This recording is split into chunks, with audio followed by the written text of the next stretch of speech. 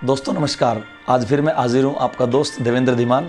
और आज फिर एक ज़बरदस्त सा मैसेज, लेकिन आज का मैसेज एक स्टोरी के साथ। मैं आपको एक कहानी सुनाना चाहूँगा। दो दोस्त थे और वो दोस्त दो मेंढक थे और वो एक जंगल में रहा करते थे। शुरू से गंदे पानी में रहते, कीचड़ में मौज मस्ती किया करते थे, कुछ ऐसा उनका लाइफस्टाइल था।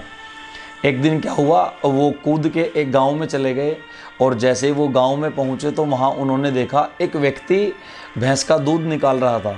और उन्होंने उसे देखा कि वो दूध निकाल के बाल्टी को भर के वहाँ रख के चला गया। तो दोनों मेंढक ने प्लान किया कि चलो आज हम ये सफ़ेद पानी कैसा है, आज इसे देखेंगे, क्योंकि उन्होंने वो सफ़ेद पानी पहली बार देखा था, यानी कि दूध। उन दोनों ने उस बाल्टी में छलांग लगाई और वो उसके अंदर खेलने लगे। और एक मोटा मेंढक था, एक पतला मेंढक था। जो मोटा मेंढक था वो पतले मेंढक से बोला कि यार बहुत मज़ा आ रहा है, ये सफ़ेद पानी हमने आज पहली बार देखा है। तो वो काफ़ी देर खेलते रहे, खेलते खेलते शाम हो गई और कुछ ऐसा हुआ कि किसी ने भी उस बाल्टी की तरफ ध्यान ही नहीं दिया। वो बाल्टी जहाँ पर रखी हुई थी, शाम का जब समय हुआ तो उन्होंने सोचा कि चलो बहुत देर हो चुकी है और अब हम अपने जंगल की तरफ चलते हैं।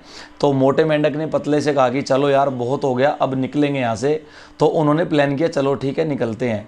वो जैसे ही छलांग लगाने लगे, वो दूध की वजह से जो बाल्टी की जो अंदर की सतह थी वो पूरी चिकनी हो चुकी थी।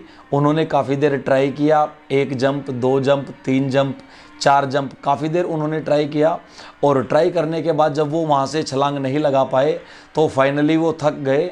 और मोटे मेंढक ने कहा कि यार मैं तो इससे ज़्यादा नहीं छलांग लगा पाऊँगा। तो पतले ने उसको कहा कि दोस्त थोड़ी देर और ट्राई कर, क्योंकि अगर तूने छलांग लगानी बंद कर दी, तूने हाथ पैर मारने बंद कर दिए तो तू डूब जाएगा।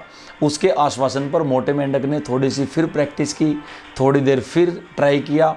लेकिन कुछ देर के बाद मोटा मेंढक वज़न होने की वजह से काफ़ी कमज़ोर हो चुका था।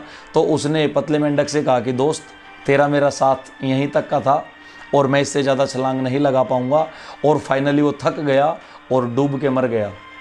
उसे देखते ही पतले मेंढक के अंदर एक एनर्जी आई, एक जोश आया और उसने एक सेल्फ कमिटमेंट लिया कि कुछ भी हो जाए मैं नहीं मरूंगा।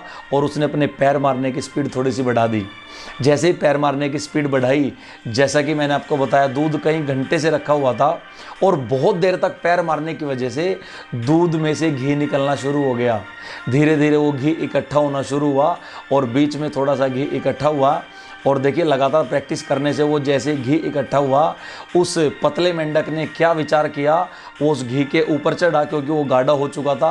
और उसने पूरी ताकत के साथ एक छलांग लगाई। वो छलांग लगा के बाहर आ गया और वो वापस जंगल में आ गया। दोस्त उसने अपनी जान बचाई, लेकिन वो बड़ा चिंतित था कि आज मैंने अपने जिगरी दोस्त को खो दिया। हम इकट्ठे पैदा हुए, खेले, बड़े, कूदे, बहुत सारी मौज मस्ती की। कुछ समय के बाद उस मेंढक की शादी हुई, उसके 2 बच्चे हुए और वो अपने बच्चों को हर रोज़ एक ही कहानी सुनाता था अपने मोटे मेंढक की। दोस्तों मोरल ऑफ द स्टोरी, वो हर रोज़ क्या कहानी सुनाता था, या मैं आपको इस स्टोरी के माध्यम से क्या मैसेज देना चाहता हूँ, वो हर रोज़ अपने बच्चों से कहता था, बेटा नेवर गिव अप एटीट्यूड अपनाओ। अगर आप कभी भी नहीं हारने का एटीट्यूड अपनाएंगे तो ज़िंदगी में आप ज़रूर कामयाब हो जाएंगे। और अगर हम इस तरह से मोटे मेंढक की तरह हार मान लेंगे तो नो डाउट एक दिन लाइफ हमारी भी ख़त्म हो जाएगी। तो दोस्तों मेरी तरफ से आज एक ज़बरदस्त सा मैसेज, अगर आपको ज़िंदगी में बड़ा बनना है तो नेवर गिव अप एटीट्यूड अपनाएं और ज़िंदगी में कामयाब बने। Thank you so much, wish you all the best.